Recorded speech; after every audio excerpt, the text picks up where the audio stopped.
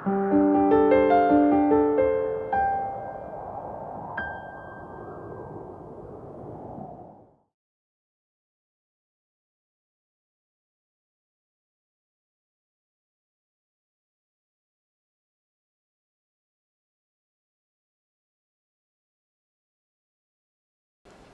안녕하십니까. 용수 목사입니다. 오늘도 주일 예배에 오신 성도님들 주님의 이름으로 환영합니다. 네, 어저께 눈이 제법 왔는데 다들 평안하실 거라고 생각하고 어디 뭐 전기 끊어지거나 그런 데 없으시리라 또 생각합니다. 날씨가 굉장히 또 많이 추운데 네, 늘 감기 조심하시고 또 코로나 계속 조심하시고 네, 평안하시기를 소원합니다. 오늘 온라인 예배를 드립니다만 로마서 강해를 계속 이어가도록 하겠습니다. 오늘 설교는 영상으로 제가 녹화 중이지만 나중에 유튜브에 올릴 때는 음성으로만 올릴 계획입니다. 하나님 말씀 또 잘 집중해서 들어주시기를 부탁드리겠습니다.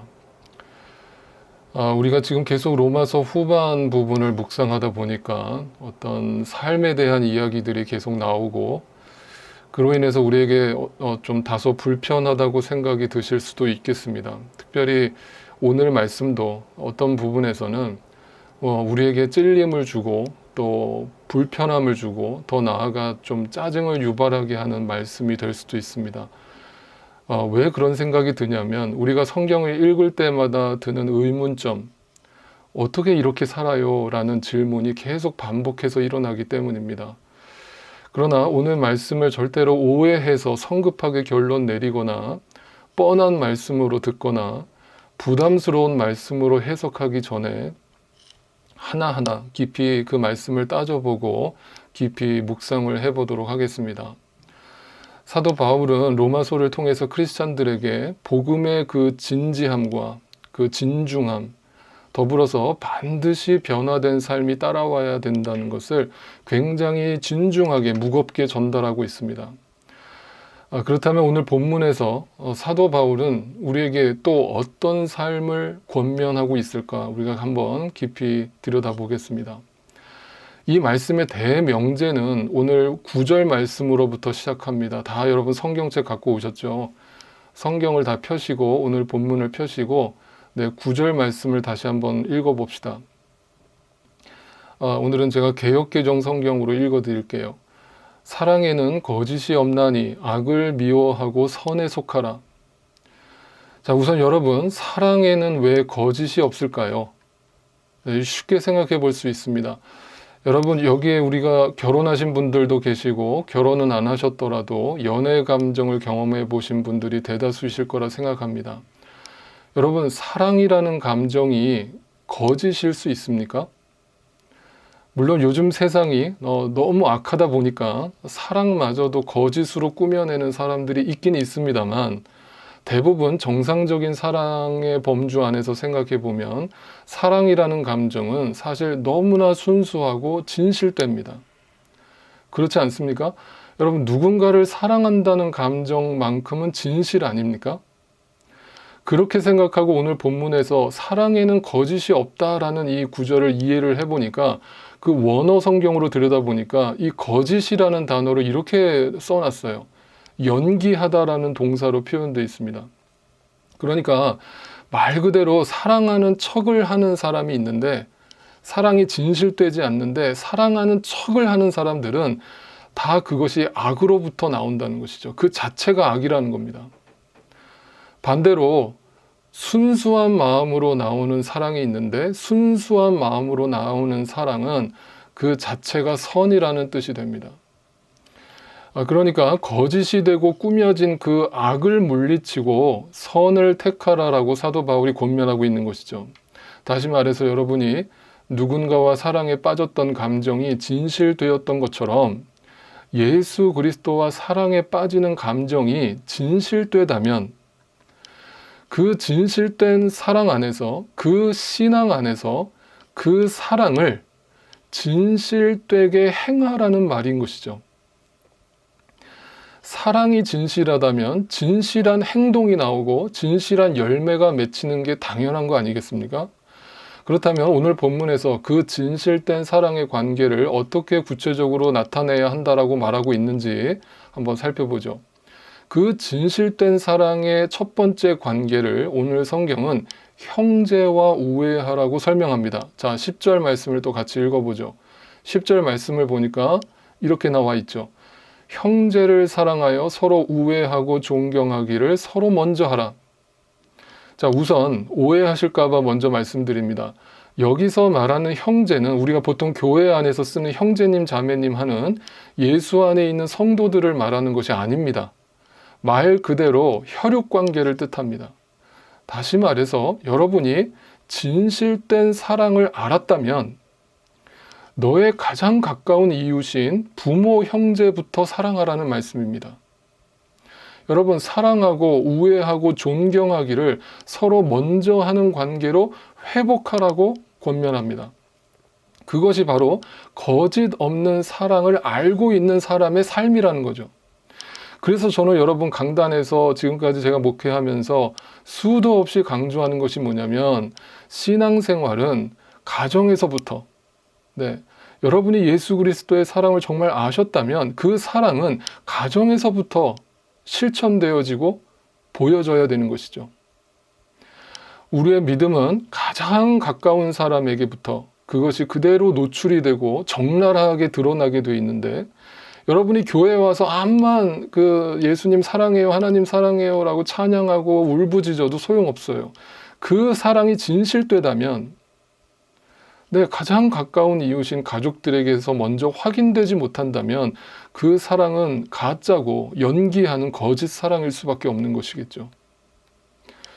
그래서 여러분 예수 그리스도에 대한 사랑이 진실되다면 가정에서부터 그 사랑이 진실되게 드러나고 보여지고 실천되어져야 된다는 사실을 분명히 기억하시고 여러분의 가정이 그렇게 사랑의 공동체로 변화되어져 가기를 진심으로 기도합니다. 여러분 두 번째 진짜 사랑의 관계는 그 핏줄 관계를 넘어섭니다. 13절 말씀을 같이 한번 읽어보죠. 13절 성도들의 쓸 것을 공급하며 손 대접하기를 힘쓰라. 여러분 한 교회 공동체 안에서 함께 신앙생활하는 성도들에 대한 내용이겠죠. 그리스도인의 사랑이 가정 안에서만 제한될 수 없고 하나님은 교회 공동체를 허락하셔서 나와 배경도 다르고 자라온 환경도 다르고 성격도 다르고 생각도 다르지만 그들과 그리스도 안에서 한 몸을 이루라고 말씀하십니다. 여기서 특별히 성도들의 쓸 것을 공급하라는 말씀을 한번 생각해 봅시다. 여러분 우리는 이 말씀이 되게 쉽게 생각되어지는 경향이 있는데 그렇지 않아요. 성도들의 쓸 것을 공급하는 일이란 내가 임의로 내 멋대로 판단해서 공급하라는 말이 아닙니다. 상대방이 실제로 필요한 것이 무엇인지를 생각해서 공급하라는 뜻입니다. 여러분 그러면 그렇게 상대방이 지금 뭐가 필요한지를 정확하게 알고 그것을 공급하려면 먼저 선행되어야 되는 것이 있죠. 그게 뭐냐면 먼저 마음을 나누는 관계로 발전해야만 그 사람의 필요를 정확하게 알 수 있겠죠. 그래서 여러분 마음을 나누는 관계를 만든다는 것이 여러분 하루아침에 만들어집니까? 여러분 쉽습니까? 아니죠. 서로 마음을 나누고 서로의 필요를 정확하게 아는 관계로 발전하려면 오랜 시간 정성과 노력으로 만들어낸 결과물인 것이죠. 그런 시간들이 필요한 것이죠. 왜 이런 노력을 해야 되겠습니까? 그럼 우리가 왜 이렇게 오랜 시간 누군가와 마음과 마음을 나누기 위해서 이 교회 공동체 안에서 이런 노력을 하면서 살아야 됩니까? 왜요? 여러분 진실된 사랑을 알았기 때문입니다. 그리스도의 사랑 때문입니다. 그분의 사랑 때문에 때로는 나랑 안 맞아도 내 마음에 안 들어도 참아가면서 섬길 때 드디어 어느 순간에 하나님께서 마음과 마음을 열어주시고 마음과 마음을 나누는 관계로 발전시켜 주신다는 뜻입니다. 여러분 쉽게 말해서 교회 안에서 한 성도와 관계를 유지한다는 것은 그 사람의 마음을 알아 나누는 깊은 관계가 될 때에만 그 사람의 필요를 정확하게 알게 되고 그 필요에 따라서 사랑을 구체적으로 실천할 수 있다는 말씀인 것이고, 또한 그 영혼을 위해서 진심을 다해서 중보하며 기도할 수 있다는 뜻이 됩니다. 한마디로 성도의 사랑도 형식적인 사랑에 머물러서는 안 된다는 말씀입니다. 자, 여러분, 세 번째로 진실된 사랑을 알았다면 그 진실된 사랑의 관계는 부모, 형제를 넘어서서 교회 공동체를 넘어서서 모든 관계로 확대되어져 갑니다. 자, 오늘 본문 14절 말씀을 또 같이 한번 읽어봅시다. 14절입니다. 너희를 박해하는 자를 축복하라. 축복하고 저주하지 말라. 여러분, 또 한번 생각해 봅시다. 저주를 한다는 것은 상대방을 내 마음속에서 거부한다는 뜻이죠.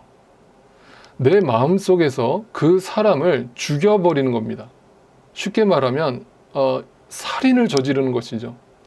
그래서 예수님은 산상수훈에서 이런 우리의 실체를 정확하게 아시고 이렇게 말씀하신 바가 있죠. 마태복음 5장에 보면 살인하지 말라는 십계명 말씀을 풀어주시면서 나는 너희에게 덧붙여서 이렇게 말한다. 형제에게, 너희 지체들에게 화를 내는 자, 저주하는 자입니다. 저주하는 자는 살인죄를 저질렀다 라고 말씀하십니다. 그리고 5장 46절에도 너희가 너희를 사랑하는 자를 사랑하면 무슨 상이 있으리요? 세리도 이와 같이 하지 아니하느냐? 믿지 않는 자들도 이 정도 사랑은 다 하지 않느냐? 이렇게 말씀하십니다. 여러분, 정말 그렇습니다. 여러분, 나를 좋아해주고 나를 아껴주는 사람을 사랑하는 일은 너무나 즐겁고 행복합니다. 자발적입니다. 능동적입니다. 그런데 나를 싫어하는 사람, 나에게 피해를 준 사람, 나를 이유 없이 비난하고 공격하는 사람을 사랑한다는 것은 여러분, 제정신으로는 불가능한 일인 것처럼 보입니다. 그래서 우리는 오늘도 쉽게, 너무나 쉽게, 빠르게 그 저주하는 자리에 서곤 합니다. 여러분, 참 부끄럽지만 저 자신도 이 부분에 있어서 얼마나 부끄러운지 모릅니다. 저는 지금까지 살면서 얼마나 쉽게 남을 판단하고 정죄하는 일에 빨랐는지 모릅니다. 지금도 사실 똑같습니다. 여러분, 우리 다 솔직해집시다. 우리는 다 똑같습니다. 누구 한 사람만 인격적으로 성숙해서 안 그러는 게 아닙니다. 우리는 모두 다 오늘도 마음속으로, 겉으로는 티 안 내죠. 겉으로는 전혀 티 안 냅니다. 이 정도 살았으면 이제 가면쯤은 다 쓸고 살 줄 알아가지고 절대 겉으로 티 안 냅니다. 그런데 속으로 수많은 인격 살인을 자행합니다. 그런데 중요한 것은 그러고 나면 내 마음속 깊은 곳에서 무언가가 찜찜합니다. 네, 무언가가 시원하지가 않아요. 여러분, 생각해 봅시다. 만약에 자기 자식을, 사랑하는 자기 자식을 죽인 원수가 붙잡혀가지고 사형 집행을 언도받아서 사형에 처해졌어요. 그러면 그 자식을 잃은 그 부모 마음이 시원할까요? 아, 이제 드디어 공평하다라고 하면서 그 흘리던 눈물을 그칠까요? 여러분, 안 그렇습니다. 여러분, 왜 안 그런 줄 아십니까? 그런다고 해서 죽은 자식이 살아 돌아오는 것이 아니기 때문이죠. 여러분, 시간을 되돌려서 상처받기 전으로 되돌릴 수 없기 때문이죠. 그렇다면 이왕 엎질러진 물이지만 그 엎질러진 물을 그냥 두고 보는 게 아니라, 엎질러졌다고 그걸 막 저주하고 욕하는 게 아니라 엎질러진 물을 누군가는 주워 담아야 되는 거 아니에요? 그걸 주워 담으면서 사는 게 인생 아닙니까? 누군가는 무릎을 꿇고 그 엎질러진 물을 주워 담아야 해요. 그거는 내 몫이에요. 그래서 여러분, 복수는 답이 아니에요. 복수는 또 다른 죄책감만 더해줄 뿐이고요. 여러분, 그래서 구약 성경에 보면 이런 말씀이 있죠. 눈에는 눈, 이에는 이. 여러분, 이 말씀 우리가 얼마나 좋아합니까? 성경에도 이런 말씀이 있다라고 그러면서 남을 향한 그 복수를 정당화하는 구절로 사용하시는 분들이 되게 많은데, 여러분, 큰 착각이고 큰 오해입니다. 여러분, 구약 성경에 눈에는 눈, 이에는 이라고 하는 그 말씀은 다시 말하면 내가 손해 본 것만 배상받으라는 뜻이 담겨 있습니다. 여러분 잘 생각해 보세요. 또 복수라고 하는 감정은 말은 내가 당한 만큼 너에게 돌려줄게 라고 말하지만 실상은 내가 받은 그 이상으로 갚아주려는 마음이 인간의 마음이에요. 그런데 성경은 한마디로 눈에는 눈, 이에는 이, 그러니까 오버하지 마 이거예요. 네가 저 사람한테 100불의 손해를 입었으면 정확하게 100불의 배상을 받아. 150불 달라고 생떼 쓰지 마 이거예요. 이것은 어떻게 보면 복수를 금지하고 있는 하나님의 명령인 것이죠. 그래서 여러분 성경은 그 저주하고 싶은 마음, 억울하고 속상하고 답답한 마음, 저주라도 하지 않으면 속이 뒤집어질 것 같아서 한 맺힌 마음을 갖고 살아가는 사람들에게, 특별히 우리 신앙인들에게 사람에게 시선을 두지 말고 그 시선을 하나님께 두라고 말하고 있습니다. 그래서 오늘 본문 19절입니다. 19절을 다 같이 한번 또 읽어봅시다. 내 사랑하는 자들아, 너희가 친히 원수를 갚지 말고 하나님의 진노하심에 맡기라. 기록되었으되 원수 갚는 것이 내게 있으니 내가 갚으리라 라고 주께서 말씀하시니라. 여러분, 하나님은 공평하십니까? 안 하십니까? 대답해 보세요. 여러분, 공평하십니까? 안 하십니까? 네. 여러분, 하나님은 정의로우십니까? 안 하십니까? 여러분, 하나님은 의로운 재판관이십니까? 아니십니까? 네, 그렇습니다. 그래서 하나님은 절대로 악을 그냥 넘기지 않으십니다. 원수가 행한 그 악을 하나님이 다 보고 계시고 반드시 하나님이 그 행위를 짚고 넘어가겠다고 말씀하십니다. 그러니까 네가 심판하려고 하지 말고 그 심판을 나에게 맡겨라 라고 말씀하십니다. 심판은 내 몫이야 라고 선언하십니다. 그러면 우리가 해야 할 일은 뭡니까? 우리가 해야 될 일을 이렇게 설명해 주십니다. 오늘 본문 20절입니다. 20절 또 다시 읽어봅시다. 내 원수가 줄이거든 먹이고 목마르거든 마시게 하라. 그리함으로 네가 숯불을 그 머리에 쌓아 놓으리라. 자, 여러분 여기서 잠깐 지금 이 말씀이 이해가 되셨습니까? 네가 숯불을 그 머리에 쌓아 놓으리라는 말씀이 이해되셨습니까? 이게 무슨 뜻입니까?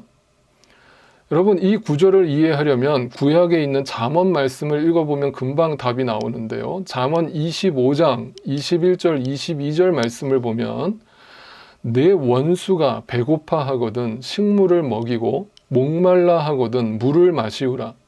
그리하는 것은 핀 수추로 그의 머리에 놓는 것과 같으니 여호와께서 내게 상을 베푸시리라 라는 구절이 나옵니다. 다시 말하면 사도 바울이 이 잠언 25장에 나오는 말씀을 그대로 인용한 것이에요. 그렇다면 이 말을 제가 쉽게 풀어드리면 이런 뜻입니다.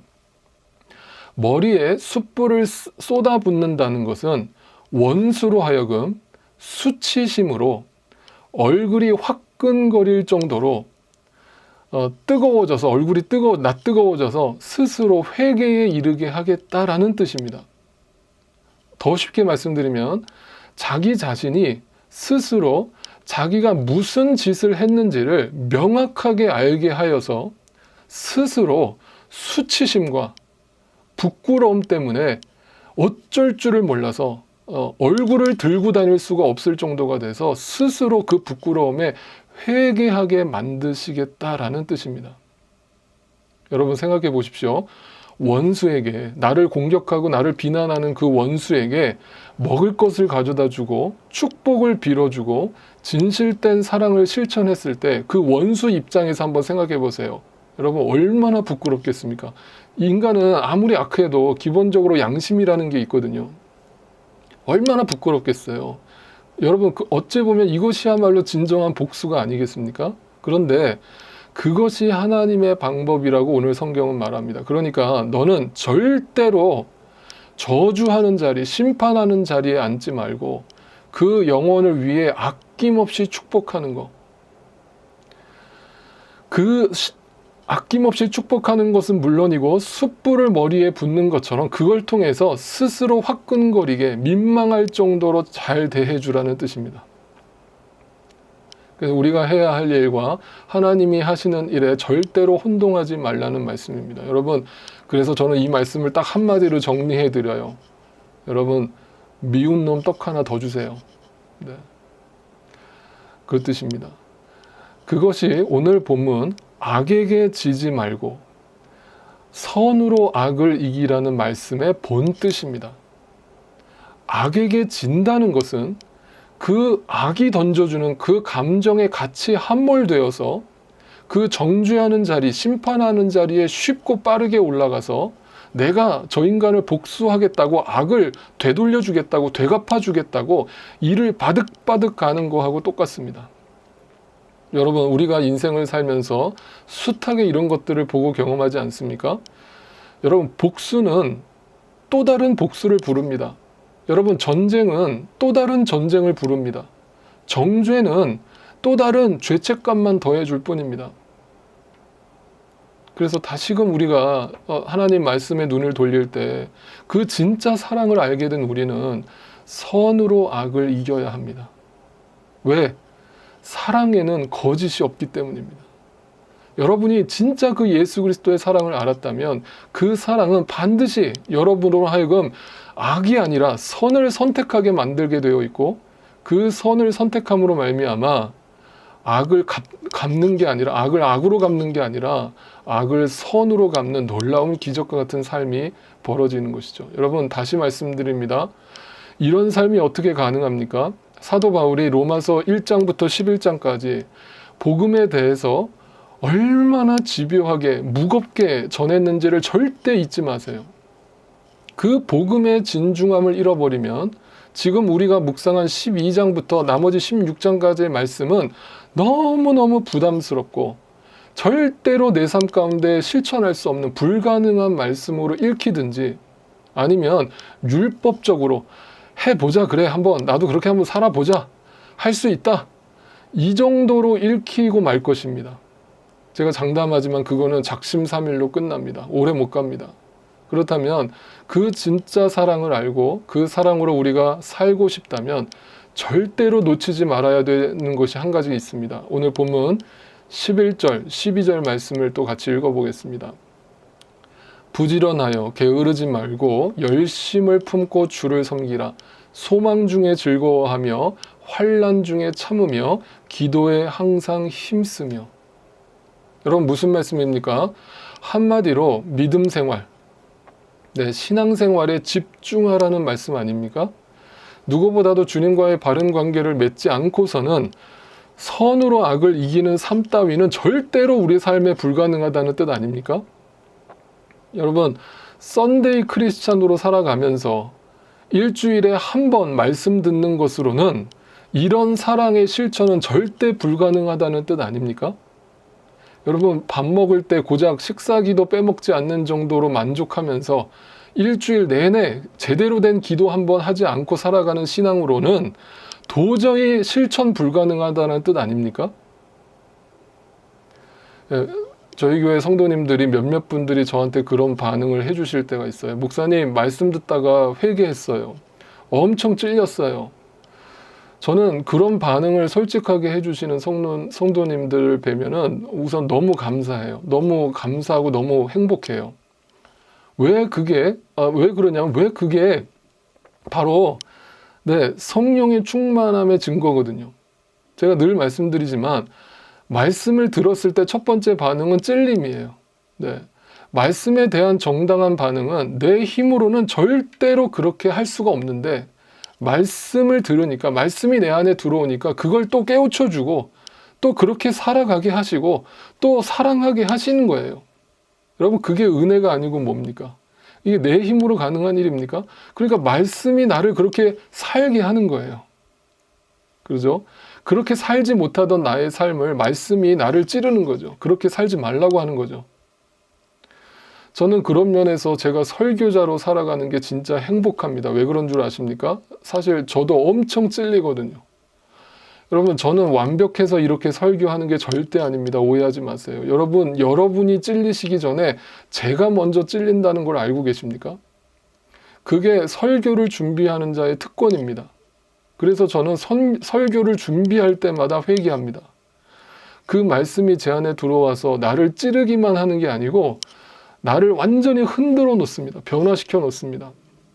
다시 제정신으로 돌아오게 합니다. 왜요? 내가 그 사랑을 알기 때문이죠. 그게 사랑이기 때문이죠. 그게 하나님의 은혜를 아는 자이기 때문이죠. 여러분, 신앙생활은 이 맛으로 하는 거예요. 네. 기억하세요, 여러분. 그래서 반드시 잊지 마세요. 내가 정말 주님이 원하시는 사랑이 넘치는 삶을 살아가고 싶다면 주님의 사랑으로, 말씀으로 먼저 나를 채우지 않으면 절대로 그런 삶은 불가능하다는 사실을 기억하세요.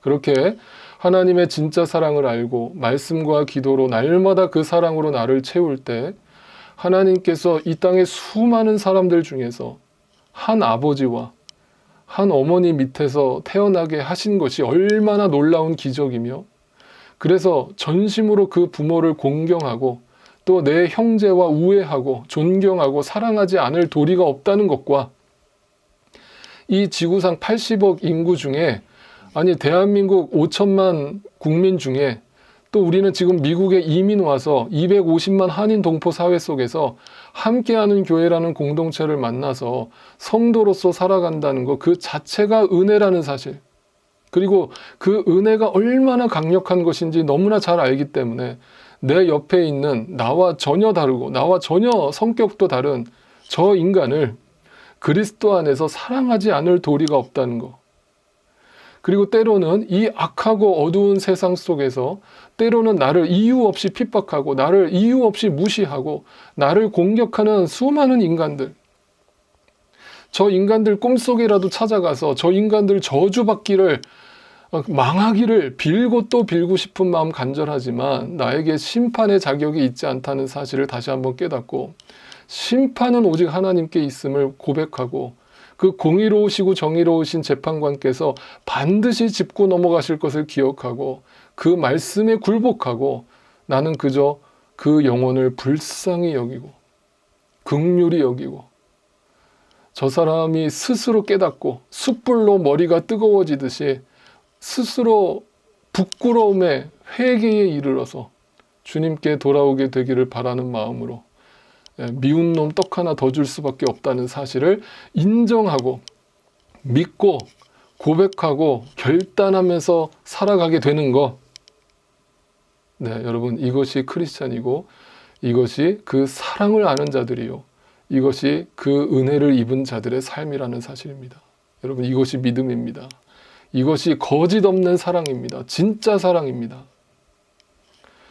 말씀을 정리합니다. 부디 우리 안에 이 사랑이 다시 회복되기를 바라고, 여러분의 가정이, 우리 교회가, 우리 사회가 이 진짜 사랑을 알고 크리스찬이 된 나를 통해서 날마다 변화되어지고 회복되어지는 놀라운 기적의 삶이 시작되어지기를 간절히 소원합니다. 축복합니다.